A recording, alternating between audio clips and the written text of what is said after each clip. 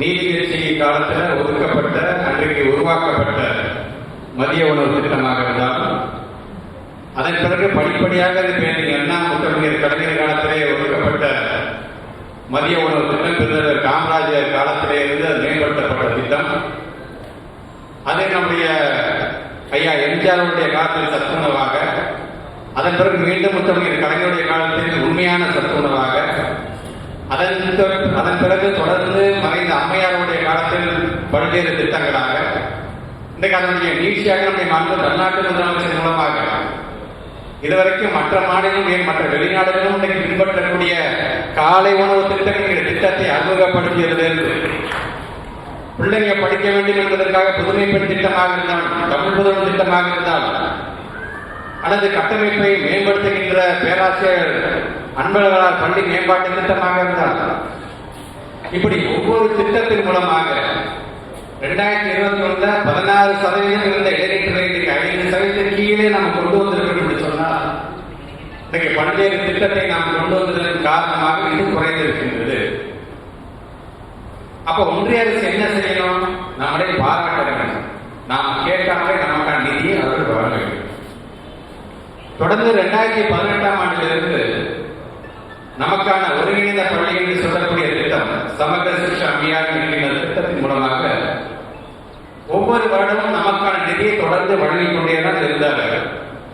எந்த இடத்துக்கும் தடை இல்லை, எந்த இடத்துக்கும் கண்டிஷனா கிடையாது. ஆனால் 2023 ஆண்டு கடைசி தவணையை நாம் பெறும் பொழுது ஒவ்வொரு ஆண்டும் இந்த நிதி ஒதுக்கீடு செய்யும் பொழுதெல்லாம் 3 தவணையாக வழங்குவது வழக்கம். 2023 ஆண்டு கடைசி தவணை நாம் பெறுகின்ற அந்த தருவாயில் சொல்றாங்க, நாங்க புதுசா PMC ஒரு திட்டம் கொண்டு வரோம், அதுக்கு நீங்க கையெழுத்து போடுங்க. அப்படி கையெழுத்து போட்டாதான் இனி வருகின்ற நிதி உங்களை தேடி வரும் என்று அவர்கள் சொல்லியிருந்தார். நான் அது சார்ந்து அந்த அமைச்சரை நான் சந்திக்க போவதற்கு முன்பாக டெல்லியிலிருந்து யாருக்கு நான் தொலைபேசி மூலமாக தொடர்பு கொண்டு சில கருத்துக்களை நான் வாங்கிவிட்டு நான் சென்றேன் என்று சொன்னால், மேடையில் அமர்ந்திருக்கின்ற தோழர் பிரின்ஸ் கஜேந்திர பாபு அண்ணன் தான் நான் போன்ல பேசினேன். அண்ணன் இந்த அமைச்சரை நான் பார்க்க போறேன், அவர் என்னென்ன வாதம் வைத்தால் நாம் எப்படி எதிர்வாதம் வைக்க வேண்டும், எனக்கு இருக்கின்ற தகவல்கள் கூட உங்களுடைய தகவல்களுக்கு தேவை என்று கூட அதை சொன்னது உண்மையானதான். நாடாளுமன்ற கூட்டத்தொடர்ல ஒரு பில் பாஸ் ஆகுது, பில் பாஸ் ஆகும் பொழுது அதற்கான நிதி ஒதுக்கீடு செய்யப்பட்டது. ஒதுக்குனதுதான் ஒதுக்கீடு செய்யப்பட்ட நிதியை அந்தந்த மாநிலத்தில் பிரித்து வழங்க வேண்டியதான் உடைய கட்டாயம். அதுதான் பெடரலிசம், அதுதான் அந்த நாடாளுமன்றத்தில் இருக்கின்ற அந்த சபைக்கான கண்ணியம். இதை முதல்ல அவங்க காப்பாற்றுறாங்களா என்ற கேள்வியை நீங்க கேள்வி என்று அவர் சொன்னார். அப்ப நாங்க இதெல்லாம் நம்ம எடுத்து சொல்லும் பொழுது பெடரலிசத்துக்கு அவங்க அர்த்தம் தெரியாமலா இருக்கும், தெரிந்தும் தெரியாத போல அதெல்லாம் ஒரு பக்கம் இருக்கட்டுங்க. அவங்க எந்த அளவுக்கு அதை ஒரு கேலி கூத்தாக ஆக்குகிறார் என்பதை இன்னைக்கு மாணவர்கள் தெரிந்து கொள்ள வேண்டும் என்பதற்காக சொல்றேன். பணம் கேட்க போனது எதை நான் புதுசாக அறிவாலயம் கட்டதுக்காக பணம் கேட்க போனோம். பணம் கேட்க போனது தனிப்பட்ட அன்புமணி பொய்யாமைக்கு பணம் கொடுத்து நான் கேட்க போனோம். ஏறத்தாழ 43 லட்சம் மாணவனுடைய எதிர்காலம் சம்பந்தமானது.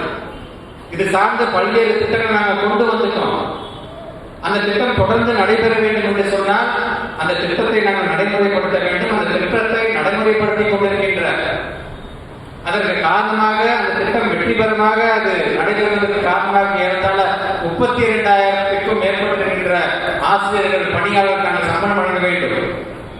இதெல்லாம் நீங்கள் வழங்க வேண்டும் என்று சொன்னால் அதெல்லாம் இருக்கட்டும், அதெல்லாம் பாசத்தில் தான் செய்வோம். ஆனா இருந்தாலும் நீங்க கையெழுத்து போடுங்க, கையெழுத்து போட்டா 15 உங்க பணத்தை நான் தரேன் என்று ஒரு அமைச்சர் சொல்கிறார்.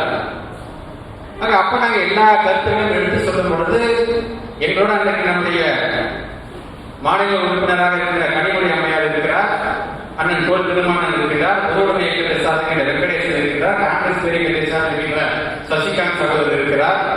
இப்படி ஒவ்வொரு இயக்கத்தையும் சார்ந்திருக்கின்றவர்களாம் அங்கே அமர்ந்திருக்கிறார்கள். எல்லாத்துக்கு முன்னாடி அவர் நம்முடைய அதிகாரிகளை பார்த்து சத்தம் போடுறார். என்ன சத்தம் போடுறார் என்று சொன்னால், நாங்க ஒரு MOU உங்களுக்கு நாங்க அனுப்பிச்சு வச்சா அந்த MOU திருப்பி நீங்க அனுப்பி வைக்கிறீங்க, திருப்பி அனுப்பி வைக்கிறீங்களா, உங்களுக்கு யார் அந்த அதிகாரத்தை தந்தா என்று அவர் சொல்லுங்க. அப்ப நாங்கெல்லாம் சொன்னோம், ஒரு அதிகாரிகளுக்கு அந்த அதிகாரம் கிடையாது. அவங்க அந்த MOU திருத்தம் செஞ்சு அனுப்பிச்சுறாங்க அப்படின்னா அவருக்கான வேகம் என்னன்னா அந்த MOU NDP 2020 நான் சொல்றேன் அந்த சரத்தையே தூக்கி அனுப்பிச்சுறீங்களே, உங்களுக்கு யார் அந்த அதிகாரத்தை தந்தார் என்று சொல்லும் பொழுது, எங்களுக்கான பாஸ் இருக்காங்க, எங்க பாஸ் என்ன சொல்றாரோ அதை தான் நாங்கள் செய்ய முடியும் என்று அவர் முன்பு நாங்கள் எடுத்து சொன்னோம். ஆக தமிழ்நாட்டு முதலமைச்சருடைய கருத்தை நாங்கள் எடுத்து சொன்னோம், அவரை ஏற்றுக்கொள்ள முடியும். அவர் சொல்றாரு, நானும் இந்தி ஸ்டேட்ல வந்தவன் தானே, நானும் ஒரிசாக்காரன் தானே, ஏன் மும்மொழி கொள்கையை ஏற்றுக்கிட்டாதான் என்ன என்று சொல்லும் பொழுது அப்ப நாங்கள் கேட்டோம், நீங்க இந்தி ஸ்டேட்ல தான் வந்தீங்க, ஆனா உங்களுடைய மாநிலத்தை சார்ந்த ஒரியா மொழியோட நிலைமை என்ன ஆச்சு, இந்தி மெல்ல மெல்ல விழுங்கி விட்டது, அப்படிப்பட்ட ஒரு நிலை ஒரு தமிழுக்கு வந்துவிடக் கூடாது என்பதற்காகத்தான் இதை நாங்கள் மறுக்கிறோம் என்று சொன்ன பொழுது, இல்ல நீங்க அதை கன்சிடர் பண்ணுங்க, நீ முதலமைச்சரை போய் பார்த்து பேசுங்க என்று அவர் சொல்லுங்க. அப்ப நான் சொன்ன முதலமைச்சர் பார்த்து பேச வேண்டிய அவசியமே இல்லை, எப்படி சொன்னாலும் இதை கேட்டு சும்மா வந்து அடுத்த நிமிஷம் எந்திரிச்சு வர வேண்டியதான் என்றுதான் சொல்ல போறாரு. அதனால எங்களுக்கான நிதியை நீங்கள் வழங்க, இந்த கண்டிஷன் அந்த கண்டிஷன்லாம் போடாதீங்க, இதற்கும் அதற்கும் சம்பந்தம் இல்லை, எஸ்எஸ்ஏக்கான பணத்தை நீங்கள் வழங்க வேண்டும் என்று நாங்கள் சொல்லிட்டு இருந்தோம். ஆனால் தொடர்ந்து அவருடைய போக்கு எப்படி இருக்குது என்று சொன்னால், நாடாளுமன்றத்தில் அந்த மாண்பை காப்பாற்றக்கூடிய அந்த மரபுகளை காப்பாற்றக்கூடிய அந்த எந்த எண்ணமும் கிடையாது.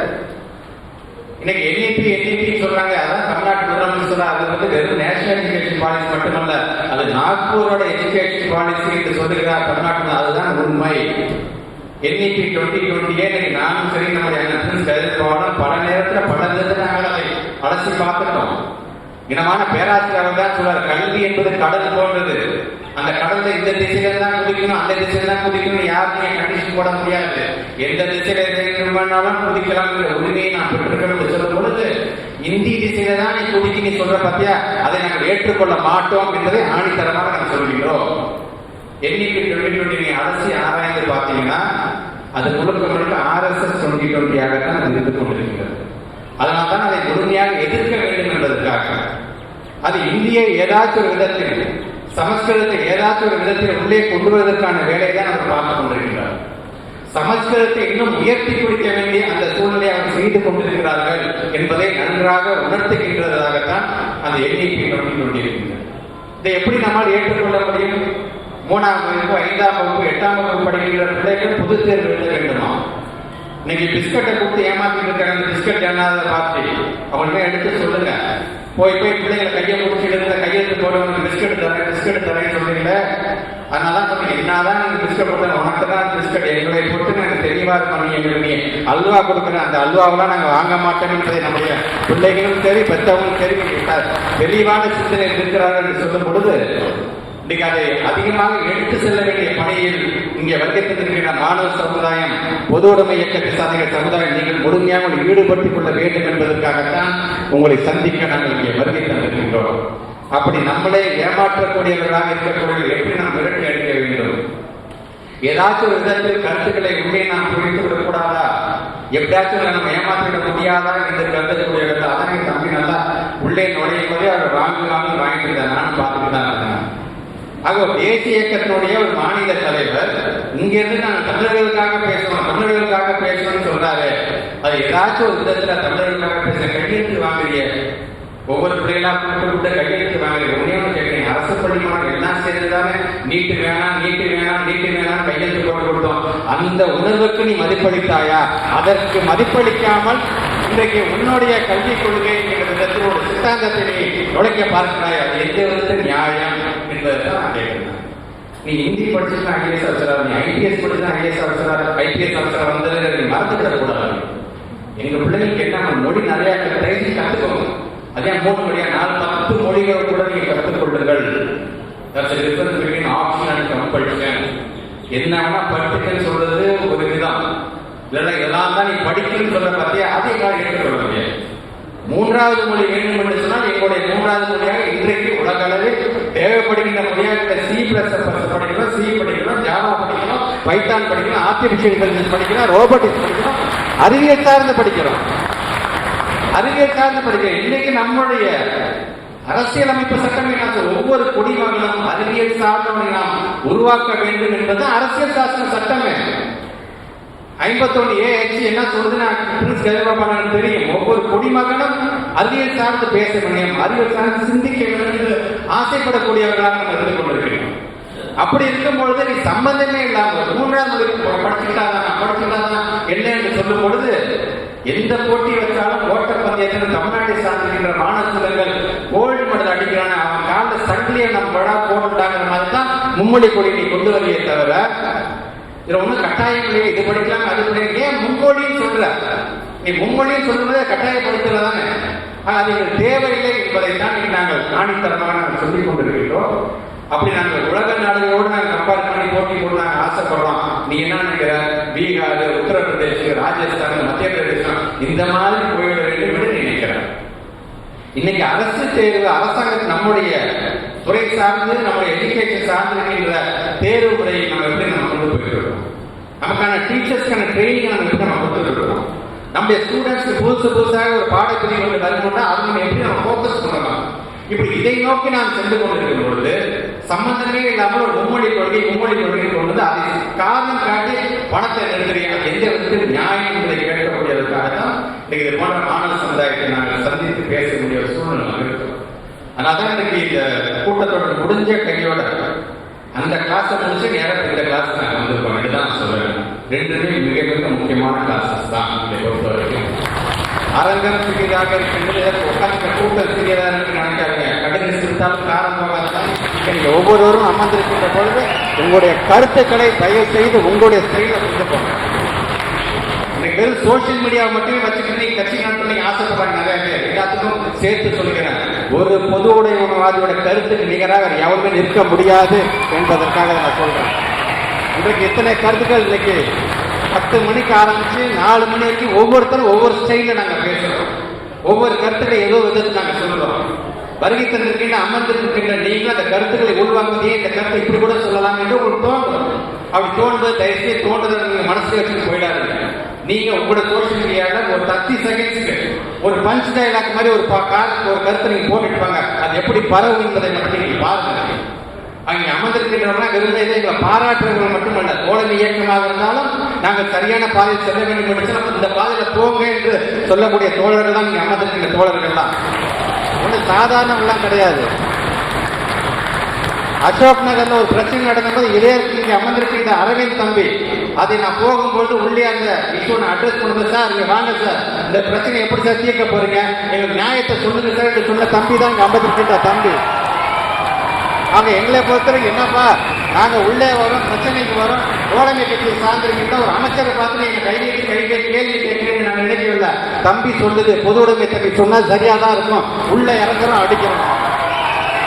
ஆக இப்படி எங்களுக்கான எல்லா விதத்திலும் இன்னைக்கு தமிழ்நாட்டு முதலமைச்சர் பொறுத்தவரைக்கும் நேற்று நடந்த பட்ஜெட் மாநில பட்ஜெட், மாவட்டம் தோறுமுக்கான பட்ஜெட், குறிப்பாக மாணவர்களுக்கான பட்ஜெட்டா இருக்கிற காரணத்தாக தான் 55,000 கோடியை இன்னைக்கு நம்ம ஒதுக்கிறார் என்று சொல்லும் பொழுது தமிழ்நாட்டு முதலமைச்சர் சொன்னார் 2,000 கோடி அவன் கொடுக்கிறான்னு சொல்லி நான் ஒத்துக்கிட்டேன் என்று சொன்னார். என்னுடைய சமுதாயத்தை 2000 ஆண்டுகள் பின்னோக்கி நான் இழுத்து செல்வதற்கு சமம், அந்த பாவத்தை நான் செய்ய மாட்டேன். 10,000 கோடி கொடுத்தாலும் என் கொள்கையை விட்டு அந்த பணத்தை பெற வேண்டிய அவசியம் இல்லை என்று இன்னைக்கு தமிழ்நாட்டு முதலமைச்சர் சொல்லும் பொழுது அது உங்களை நம்பி, தமிழ்நாட்டு மக்களை நம்பி இன்னைக்கு நம்மை திசை திருப்ப நினைக்கக்கூடியவர்கள் யாராக இருந்தாலும் நாம் உறக்க சொல்வோம், தமிழ்நாடு போராடும், தமிழ்நாடு வெல்லும் என்று சொல்வோம் என்று சொல்லி இந்த நல்ல ஒரு மேடையை அமைக்க தந்திருக்கின்ற நம்முடைய இந்த மாணவ சமுதாயத்தை சார்ந்திருக்கின்ற ஒவ்வொரு தோழர்களுக்கும் என்னுடைய நன்றிகளை வணக்கத்தை நான் தெரிவித்துக் கொள்கிறேன். லீட் ஆஃப் த அவராக நீங்க நடத்திட்டு இருக்கிறீங்க. இந்த 10 மணிலிருந்து 4 மணி வரைக்கும் ஒவ்வொரு தோழர்களும் என்னென்ன கருத்துக்களை சொல்கிறார்களோ அதை முழுமையாக அந்த வீடியோ பதிவாக எடுத்து போடுங்க. அதை சின்ன சின்ன கிட்ட கட் பண்ணி தயவுசெய்து சோசியல் மீடியா போடுங்க. ரீல்ஸ்ல இருந்து டான்ஸை மட்டும் பார்த்துட்டு இருக்காங்க, உடான்ஸை மட்டும் பார்த்துட்டு இருக்காங்க. நம்ம நாட்டு மக்களுக்கு என்ன தேவையோ அந்த சொல்லுகின்ற அந்த கருத்துக்களை மக்களிடம் பரவ செய்கின்ற பணியில் பொது உடைமை இயக்கத்தை சார்ந்திருக்கின்ற மாணவ சமுதாயம் நீங்கள் செய்ய வேண்டும் என்கின்ற அந்த வேண்டுகோளோடு உங்கள் அனைவருக்கும் மீண்டும் ஒரு முறை என்னுடைய வணக்கத்தையும் பாராட்டுக்கும் தெரிவித்து இந்த உரையை நிறைவு செய்கிறேன். நன்றி, வணக்கம்.